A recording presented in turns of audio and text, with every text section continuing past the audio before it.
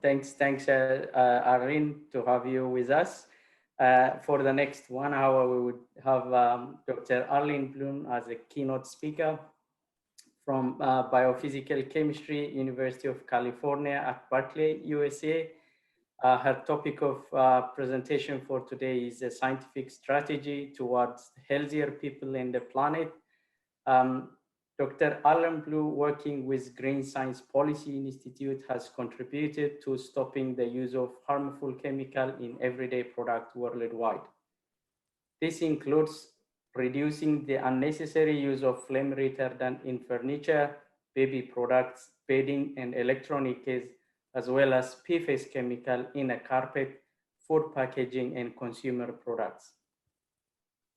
Exposure to flame retardant and PFAS has been associated with adverse neurological, reproductive, immune, and endocrine impacts, as well as cancer. By limiting the use of entire classes of toxic chemical, this work is contributing to a healthier products, people, and ecosystem. The Institute's strategy is based on initiating innovative scientific research, communicating the result widely, and sharing with the decision maker in business and government. During Blum's illustrated talk, she will share some of her favorite stories illustrating scientific strategies for a positive change. Look forward to hear your talk, Arlene. Over to you. Well, thank you very much. I'll start my slides.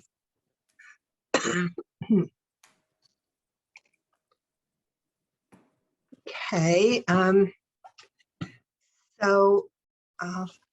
see, a scientific strategy towards healthier people and planet. And I'm very happy to be sharing with you how our institute uses scientific research plus good communication to change both government policy and also business purchasing practices to reduce harm from chemicals.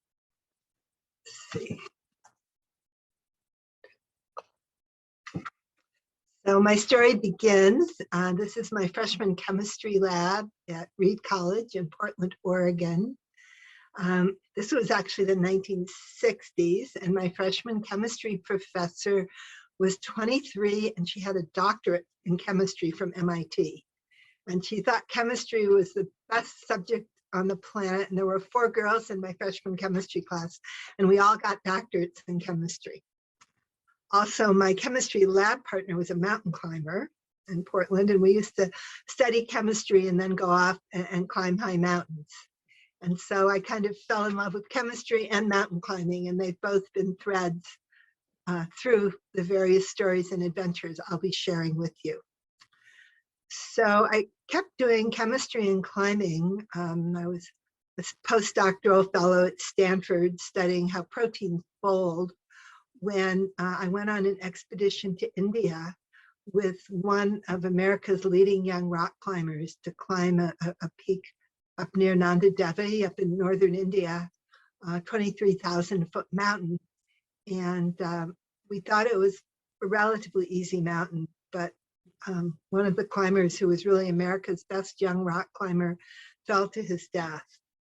And he was an early environmentalist, and I was very, very sad and wanted to do something, and some research or something in honor of his memory.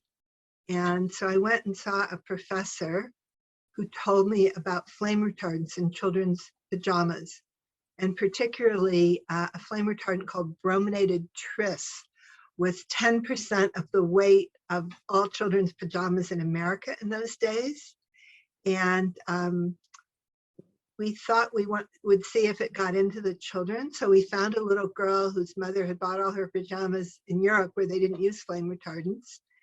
And we put the little girl in the pajamas that were treated with the brominated tris flame retardant. And the next morning we collected the urine, and it contained breakdown products from tris that we knew were cancer causing. So that was a huge worry because all the children in America are wearing these pajamas that were 10% tris-2,3-dibromopurple-phosphate. And it was a mutagen, a possible carcinogen. So we decided we should write a paper telling the parents of America that their kids should not be in these pajamas. And then I got invited to this mountain, Mount Everest. And at that point, Everest had only been climbed once by Americans. And so I was, no American women had even tried Everest. So I had this terrible choice. Did I go try to be the first American woman to climb Everest? Or did I tell the parents of America about the toxic flame retardants in their children's pajamas? So when I have a real audience, I say, what would you like to do? But I can't really see people raise their hands this time. But I will say that I went to Everest. And as I was hiking through the great comb of Everest and crossing ladders over big crevasses and climbing ice faces, I'd get to my camp every night and I'd write my paper. And this is my high point on Everest. It's about 24.5. And in the picture, you can see the Petri dish without the, I guess some of you may have heard of the Ames test. I was working with Bruce Ames.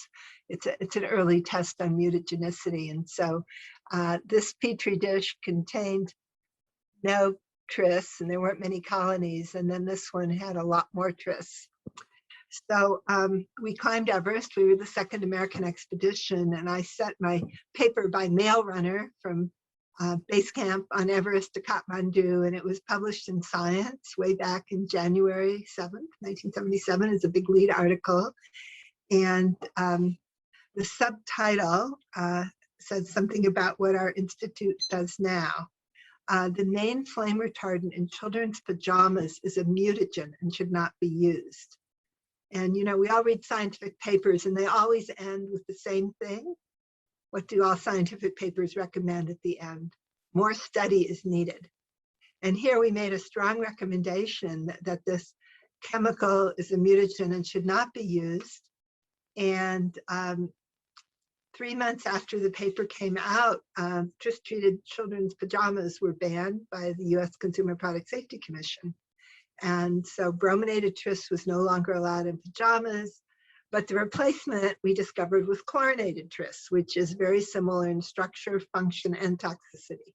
And that's a common thing. It's expensive for industry to change what chemical is used in a process. So if a chemical is phased out or banned because of toxicity, the replacement is often another chemical with similar structure, function, and unfortunately, similar toxicity. And that was the case of chlorinated tris replacing brominated tris. So we did some more studies. We wrote another paper, and chlorinated tris was removed from pajamas.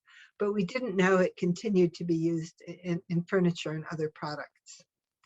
So I continued climbing. At that point, all the world's 8,000-meter peaks over at 26,000 feet had been climbed by men, but women had not had the opportunity. So I led an all-women's expedition to Annapurna 1, which was successful. I led an Indian American women's expedition to a mountain called Brigupant, which is at the source of the Ganges near Gangotri. And we also made the first ascent of Brigupant.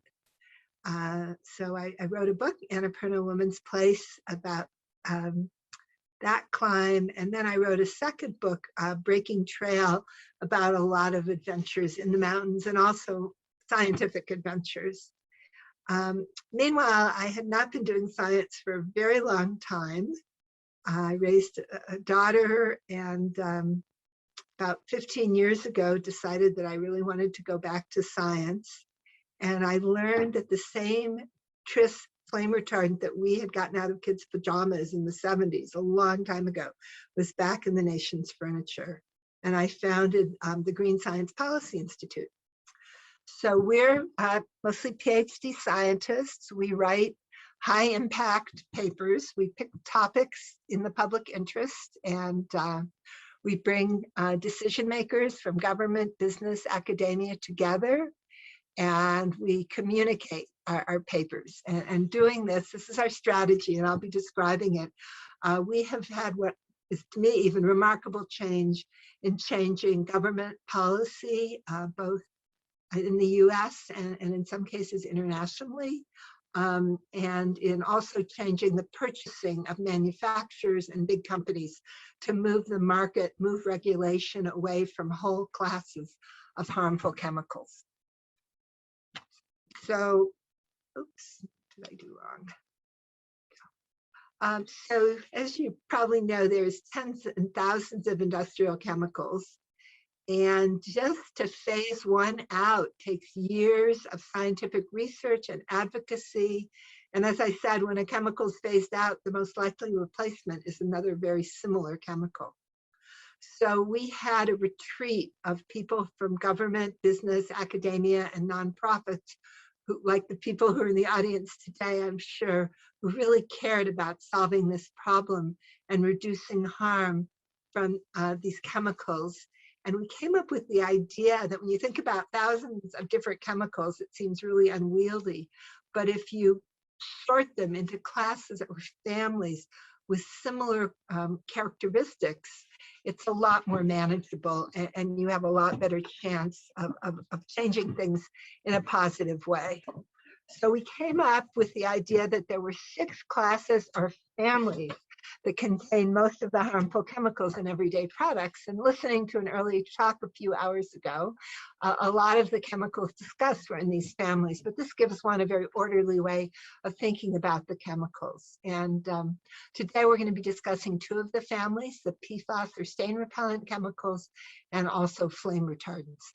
But I would recommend going to our website, 6classes.org. And each of these classes, there's a 4-minute video that explains where the chemical's used, why it's harmful, and what you can do to reduce your exposure. So there's 6 classes in an intro. So in about half an hour, you can learn a lot about reducing harm from these families, which make up a major portion of the harmful chemicals in everyday products that we're exposed to. Now, if a chemical is in one of these families, it doesn't mean you should never use it, because clearly some PFAS, some antimicrobials, some flame retardants are necessary. But you should ask, is this chemical really necessary? Is this function worth it given the potential for harm? So if you say to a mom, you know, if you want a white shag carpet that you can drop ice cream and Coca-Cola on and have it not stain, you have to put on a PFAS. And those chemicals are going to be in your children's bodies for years and on the planet forever, and they're harmful. She might think she doesn't need that white shag carpet, that she could make do with a gray spotted carpet. And but if she says, no, I really need that, then is there a safer alternative? And that's where you turn to green chemistry. So I'm going to start by talking about PFAS. I know you've heard about them already today, per and polyfluoroalkyl substances. And it's a bit of alphabet soup. PFAS refers to the whole family. The 2 most commonly used one over the years were PFOA, which is 8 carbons with a carboxylic acid at the end, or PFOS, PFOS, which is 8 carbons with a sulfonate at the end. And these chemicals are kind of my favorites because they're both the best and the worst. They're the best because they have a lot of great properties, oil and water repellency, that make things spin and move easily. They're good surfactants. The worst because they're forever chemicals. That carbon-fluorine bond is so strong that they never break down in the environment ever. They'll be on our planet. The PFAS that was used to make your Gore-Tex jacket or your fry pan will be on the planet a million years from now. So I first got interested in them walking in the Himalayas. I was reading a book called Stain Resistant, Nonstick, Waterproof, and Lethal, The Hidden Dangers of C8. And this was in about 2013. I was trekking with a Swedish analytic chemist, Anna Sharman, who studied PFAS, and everything I read in the book, it was a shocking story. She said absolutely it was true. And so I came back from this trip and started a call. It's once a month with scientists from all over the world who study PFAS. And since 2013, we've had these calls every month, and we've shared the latest science and the latest policy globally on PFAS. And from these calls have came a lot of very important and well-read scientific papers. So in those days, the story in the book was about the Ohio River Valley in the US and a manufacturing plant, DuPont plant, that made Teflon, released PFOA into the air and water, contaminated the community. There was a health study, the C8 health study. Rob Bilott, famous attorney, won a settlement, used all the money to test about 40,000 residents, and discovered, first connected the PFOA to a lot of health harm. This is told in the film Dark Waters. I don't know if you haven't seen it. I really recommend it. It's the story of Rob, played by a famous movie star called Mark Ruffalo, and it's a great movie, and it really tells you the PFOA story. So from the C8 health study that was financed by Rob Bilott, we learned that just about everyone has PFAS in their bodies, and that exposure is linked to 2 kinds of cancer, high cholesterol, obesity, and a host of other health problems. So our scientist group, the first thing we did was we wrote the Madrid Statement and called them highly fluorinated chemicals at that time, calling on the international community to limit their production, to develop alternatives. It was signed by several hundred scientists, maybe some of you signed it, published in Environmental Health Perspectives. But beyond publishing the paper, we did a big communications push. At that point, there were no newspaper articles about PFAS. Hard to believe now, but there weren't. And these were the first, and it was covered in National Geographic, the New York Times. If any of you really get interested in PFAS, it's so interesting. If you look up the Teflon toxin series in The Intercept by Sharon Lerner, it's an incredible series of well-written stories about PFAS. But the story that changed everything was the story of Rob Bilott in West Virginia, the lawyer who became DuPont's worst nightmare. It was a cover story in the New York Times Magazine, and based on that, the health departments of New York and other states put pressure on our EPA to set a health level for PFAS, because it was in water supplies around the country, but nobody knew what the health limit was.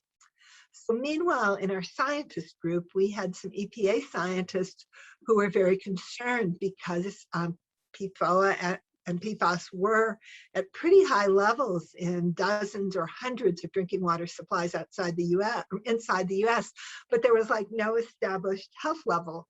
And so nobody quite knew what to do about it. And I said, well, let's write a paper and trace back from the water supplies that have high levels of PFAS to the sources. And Elsie Sunderland from Harvard was in our group, and she had this graduate student, Cindy Hu. She said Cindy was good at mapping and would map back to the sources. And we discovered the sources were, unsurprisingly, industrial production sites, military and domestic airports, and then wastewater treatment plants, which don't produce it, but they consolidate it.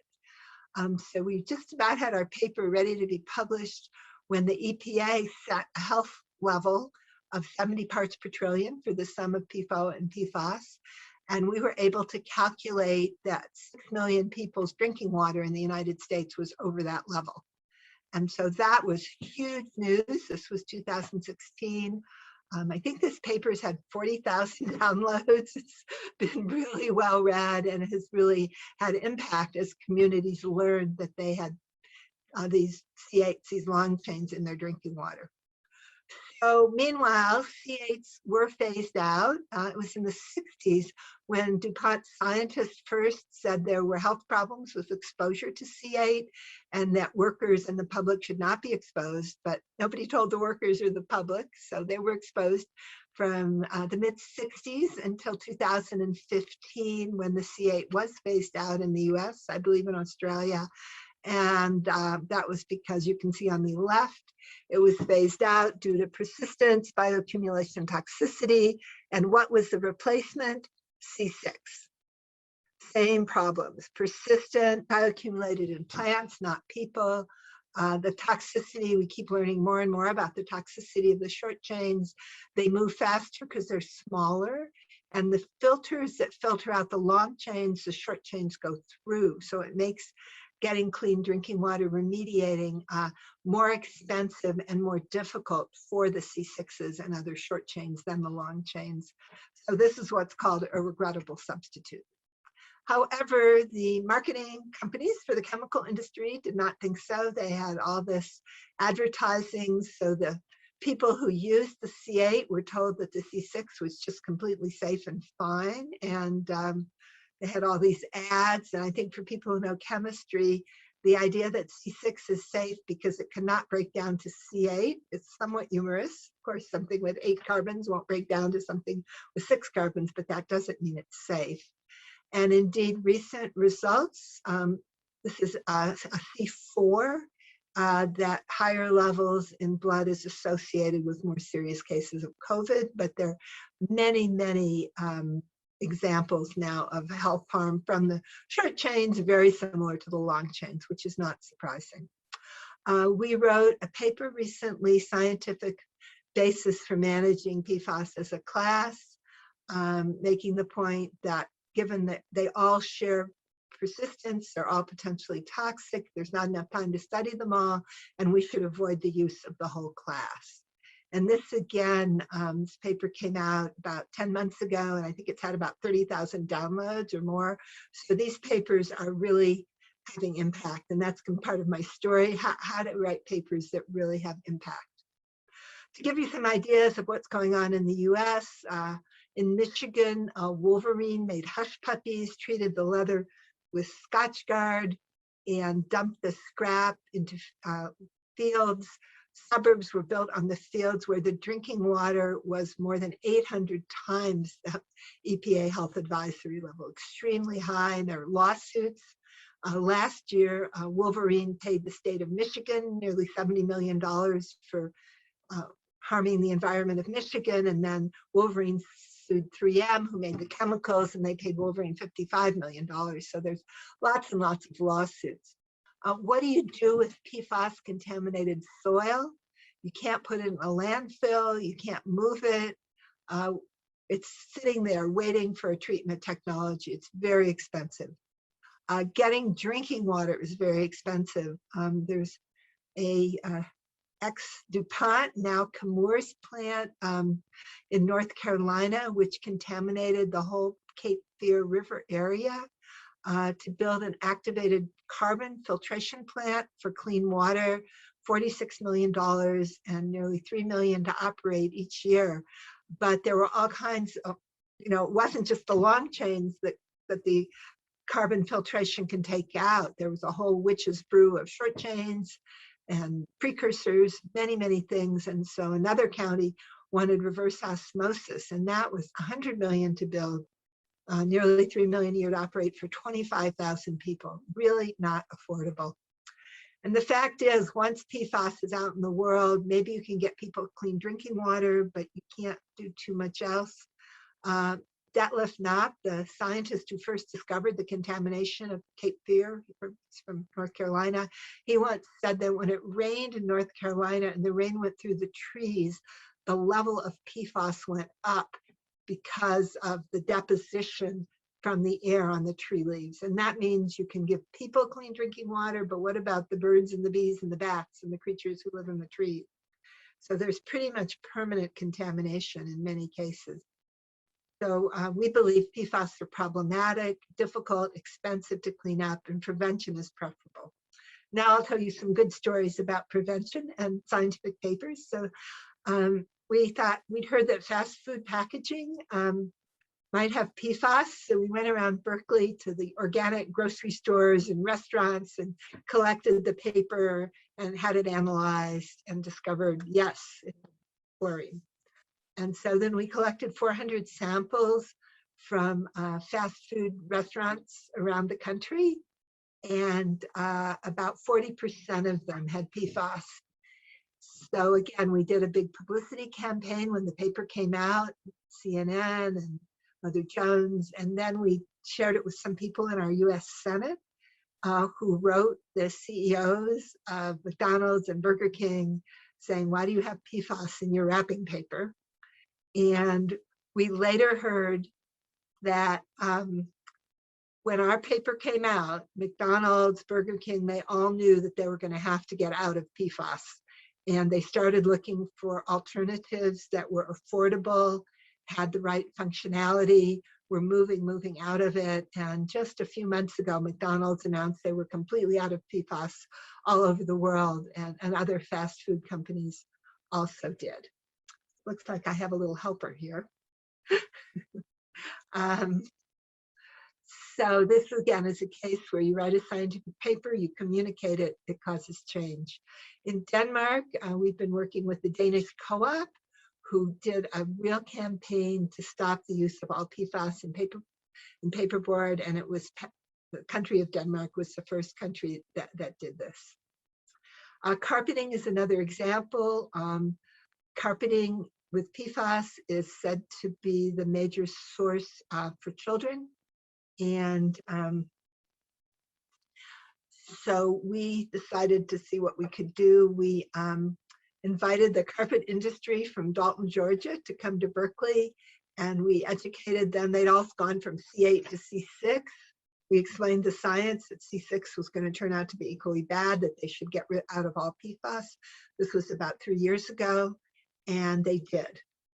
So by January 1st, 2020, I think, if I can't even remember, I think it was January 1st, 2020. Yes. The whole carpet industry in the US stopped the use of PFAS a company at a time, and we knew this had happened because Home Depot, a big retailer, advertised that they were no longer selling any rugs or carpets containing PFAS. And the carpet industry really thanked us for giving them all the science and the alert that they should stop the use of PFAS several years earlier, and they avoided lawsuits and a lot of problems, so they were very appreciative. A great story is Keen shoes. They're water shoes, and they wanted to get rid of the whole class of PFAS, and so they looked at their shoes and they found PFAS in 101 places.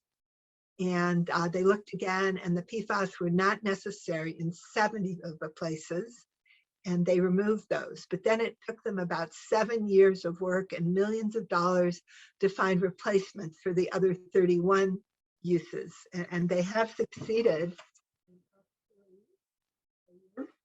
This is New York Times, a full-page ad on Monday from Keen. They still call it PFCs in the outdoor industry. Anyway, they ran a full-page ad challenging the outdoor industry to remove all PFAS from outdoor products in the US, and they gave them a roadmap. They said it took us 7 years and millions of dollars, but use our blog and you can follow the steps and do it much more quickly. And I worked with them on their blog and on this plan, and in fact, can probably Google it, or we're going to be putting it in our next newsletter. So if any of you sign up for a newsletter, we can send you links for how Keen got rid of all their PFAS as a model for others in the outdoor industry. Other companies, we worked with IKEA, and they discovered they had PFAS in a number of their products and were able to find replacements for virtually all of them. Similarly, Crate and Barrel, Levi Strauss, and then most of the other companies stopped using PFAS because they were picketed by Greenpeace. But these companies like IKEA and Crate and Barrel did it because of good values and learning the science, other people for other reasons, but all of these brands have eliminated all PFAS. In Europe, the phase out of PFAS is really getting traction. There's a proposal from the Nordic countries and Germany to phase out all PFAS by 2025 at the latest, and it's making good progress. So this is all optimistic. So in all these products, we're moving away from PFAS, carpets, food packaging, furnishings, outdoor gear, clothing, and firefighting foam. The US military has been told by the Congress that they have to be out of PFAS within a couple of years. And that's something we've also been doing a lot of work. We educate people in the House and Senate, and even in the last administration, we're able to pass some bills about stopping the use of PFAS, because communities with contaminated drinking water are very unhappy. I know in Australia also. For those of you who really want to keep up with PFAS, we have a website called PFAS Central. All of our 100 scientists were always sending us all this information, and we decided to put it on a website. So you can read the latest PFAS news from all over the world. We read all the science every week and pick out some really important stories, and then have a good sentence so you can follow the science. We have PFAS policy from around the world, also meetings, jobs, and the page that people like the most and go to the most is our PFAS free page. The communities, people who've been drinking PFAS contaminated water for so long, asked if we could give them lists of companies and products that are PFAS free, like IKEA and Keen. So from our website, you can go to PFAS free and learn about products. We don't test this, but if they put on their website that they're PFAS free, we will list it. So now I'm going to talk about flame retardants. Back in the 70s, there were a lot of fires in the US, and flame retardants were put in kids' pajamas, furniture, baby product foam, building insulation, electronics cases. And in the time, nobody said, are the chemicals harmful? And they just assumed they were useful. But it turns out in many cases, the chemicals are not useful and they are very harmful.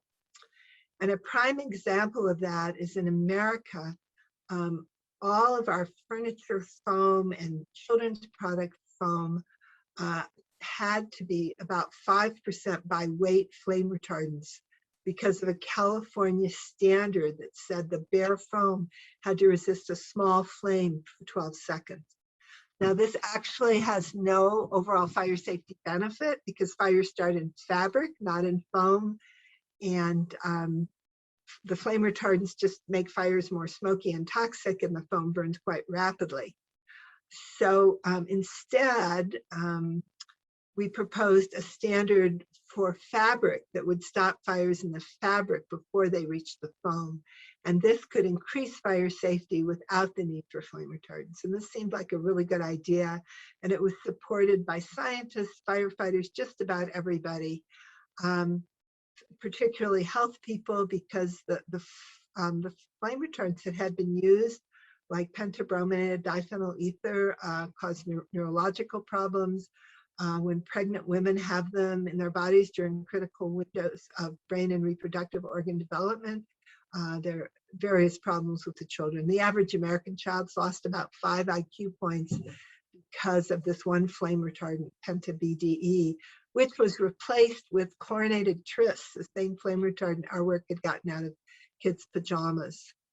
The flame retardants are what are called semi-volatile. They're always coming out of products, dropping into dust. You have some dust on your hands and you eat a sandwich and you get exposed to the flame retardants. Cats who groom their fur also are eating flame retardants and will have 10 to 100 times the level of humans. And then children who crawl in the dust and put their hands in their mouths often have 3 to 10 times the level of their parents just when their brains and reproductive organs are developing. So it's really not a good thing to have flame retardants in your furniture, particularly because they don't provide a fire safety benefit. So we helped legislation to change this California standard to a fabric smolder standard, which would increase fire safety without flame retardants. And everybody supported it except Californians for Fire Safety, who happened to be the 3 manufacturers of the flame retardants. And they spent a documented $23 million in Sacramento preventing these standards from happening. So this was really, really discouraging. And so we decided to write some papers.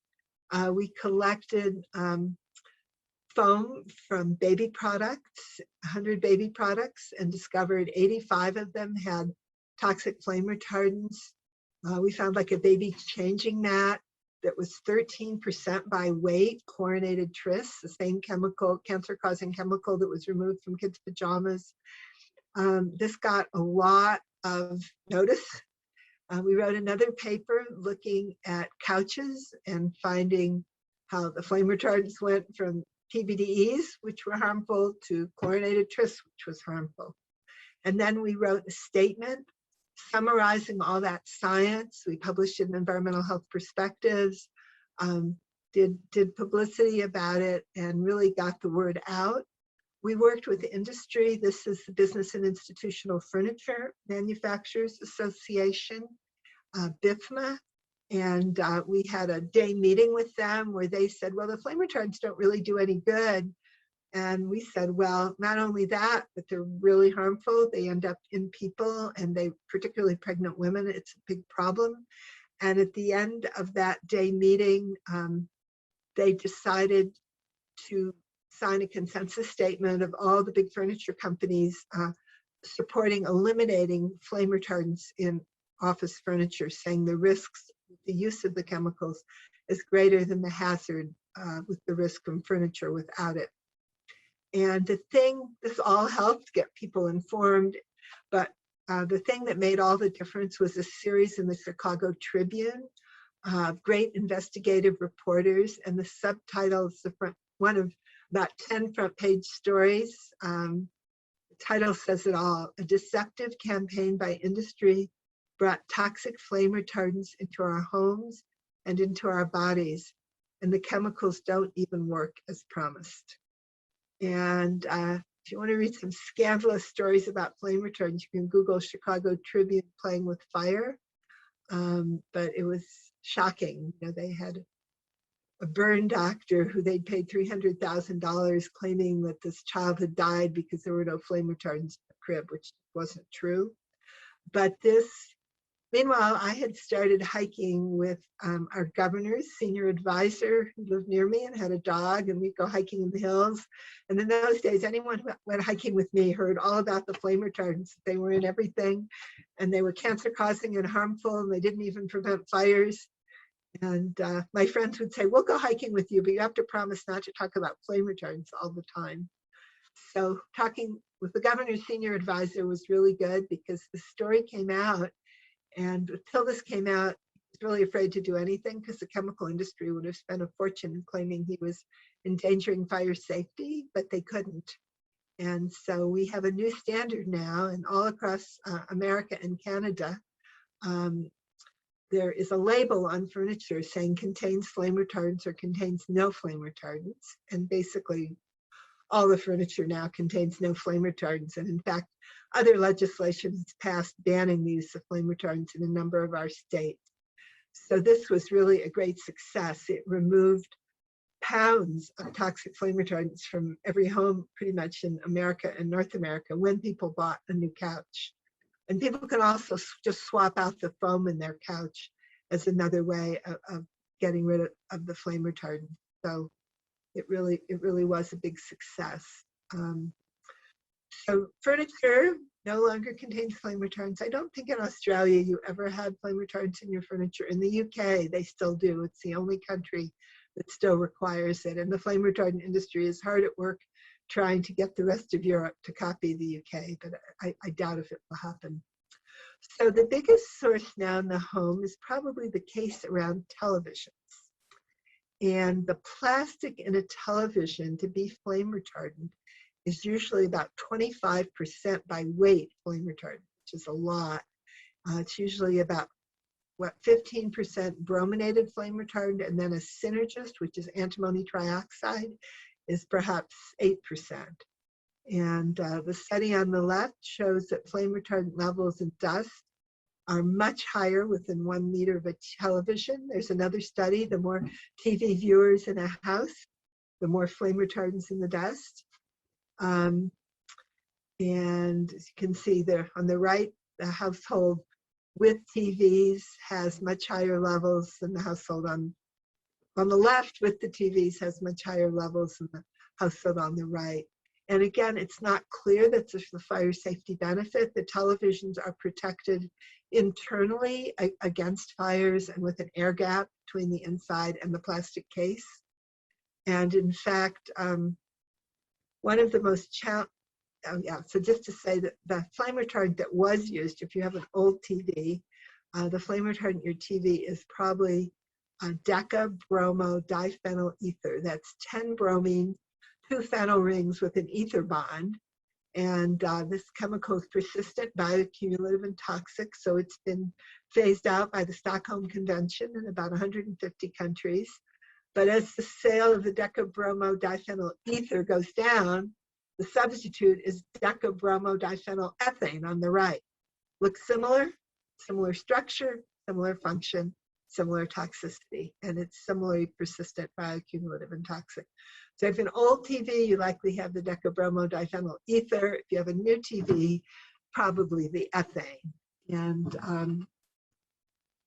was going to say, one of the hardest things I've ever done, this is an international standard, the IEC, which is followed throughout the world. The flame retardant industry came up with an idea for this candle ignition requirement that all the plastic around all the electronics in the world would have to resist a small candle flame. And there was no fire safety benefit. Materials person at Hewlett-Packard calculated that would be an extra 1.7 billion pounds a year of flame retardants. It would make products heavier and more expensive with no fire safety benefit. And it's a huge effort. We were able to change the standard to stop this new standard. And then there were so many of these standards that continued because the flame retardant industry really strongly lobbying for this in this International Electrotechnical Commission. Anyway, I won't go into that too much tonight, but flame retardants are really problematic because they're very profitable. The 3 companies that make them just do anything to make standards that will require their use. And this is an example. So I'm going to just say something about our papers and our communication strategy, because I think that might be useful for scientists. So the papers I've been talking about have had many, many downloads. So the baby products paper had like 24,000 downloads, the couch 7,000. Oh, that's right, the fluorinated chemicals in drinking water, 51,000, fast food, 30, and then our recent paper on managing PFAS as a class is 32,000. So this is really unusual, right? Scientific papers don't usually have that many. And in fact, ES&T Letters has a list of the 20 papers of the highest impact in the history of the journal, and 4 of them are our papers. It's not because our papers are good, they're important, but it's because of our strategy, which I like to share with other scientists. And in fact, we just had a workshop. If you go to our homepage, greensciencepolicy.org, you can click and watch the talks from our workshop. We just had a 2-session workshop with scientists from all over the world where we shared this strategy because we want all scientists' paper to have a lot more impact.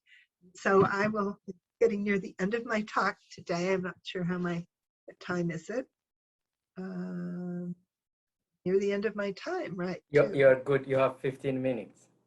Including questions, right? No, yeah, including questions, yes. Yeah, so I'll take about 3 more minutes and tell you the strategy. But if you really want to learn it in detail, you can go to our website and listen to the lectures, because we had a strategy workshop, but we only had 25 participants because we wanted to keep it small, but we want to share this widely. So our strategy, and all these papers are started pretty much like on scientist calls, is to collaborate with expert authorities at multiple institutions and select research topics to support policy in the public interest. I can tell you about a couple we're working on now. To publish open access. So it's expensive, but we always round up the money, everybody contributes because it's important to be open access. But the key thing that most scientists don't know is you can pick the publication date for your paper. And most people just get their paper online right away and nothing happens, because once it's online, the press is not interested. you pick a date at least 2 weeks in the future. And I will say that our fast food paper, which led to the fast food industry stopping the use of PFAS, it was ready early in December 4 years ago, the year of a very fateful election in our country. And we thought, no, we don't want to do it at the Christmas holidays. And then in January, there were all kinds of marches. We didn't want to compete with the marches. So we published it February 1st, and it had huge impact. But if we would have published that paper in December or January, nobody would have ever read it or heard about it practically. So it's really important. And journals, most journals will let you do this. Sometimes it's hard. We had a tragedy this week where a paper we've been working on for 5 years, the journal went and put it online for some unknown reason, which means we can't do any press. And it would have been a paper of great impact, and it's not, because the journal just went ahead and put it online, even though they had told us they wouldn't. There was some confusion. So it's really important to let the journal know what you want as your publication date. Tuesdays or Wednesdays are good. You want about 2 weeks. You call it embargoed. Then you make a press release that will interest people with some headline, and you can go to our website under press releases and read dozens of press releases that we've written that give you an idea of what works. And we don't always have papers that have 10,000, those were the ones that were successful, but we always have a few thousand downloads. But you write a good press release, and then you query journalists in advance, share the embargoed paper so they can learn the topic and talk to people. And then you work with the journalists to educate them so they can report on what you're doing. And if you are working over and over again in the same field, you get to know the journalists and establish relationships. And that's what we've done with our papers. And that the ones I've talked about really all have led to change in both manufacturing, purchasing, and government policy. And then you have to always hope it's not a big news day. If there's big news, the story gets buried, and that can happen. So I'm going to end with my glamour slide. That's our governor, Jerry Brown. And he had actually originally signed into law the requirement for flame retardants in furniture in about 1976 when he was governor the first time. And he, the second time, changed the law so they were no longer needed. People thought it might have been the biggest thing he had done for the health of our country. And so I got inducted into the California Hall of Fame. And it's very glamorous. That's Robert Redford on the left and far left, and Joan Baez on the far right, and lots of famous baseball player and other famous people. So all from working on flame retardants. So that was my most glamorous evening. I want to encourage people once more to take half an hour and go to sixclasses.org, watch the 4-minute videos and learn about where these chemicals are used, why they're harmful, and how to reduce exposure. And we put an example of a scientific success in each one of the videos. So we have monthly or quarterly newsletters, and we have updates on science and policy, and we do workshops and classes, and right now they've been virtual, which is really interesting because we get people from all over the world, and there's not a high climate change price. Usually in the old days, our workshops were in person. So if you sign up for our newsletter, you'll hear about our workshops and classes in case they're interesting. If anyone has questions, we'll have questions now, but please email me, just arlene@arleneblum.com. And I'll just end by saying that I think good science plus good communication with decision makers can lead to positive change and a healthier future with reduced chemical harm. And again, go to greensciencepolicy.org. You can learn a lot more about all of these topics. So thank you.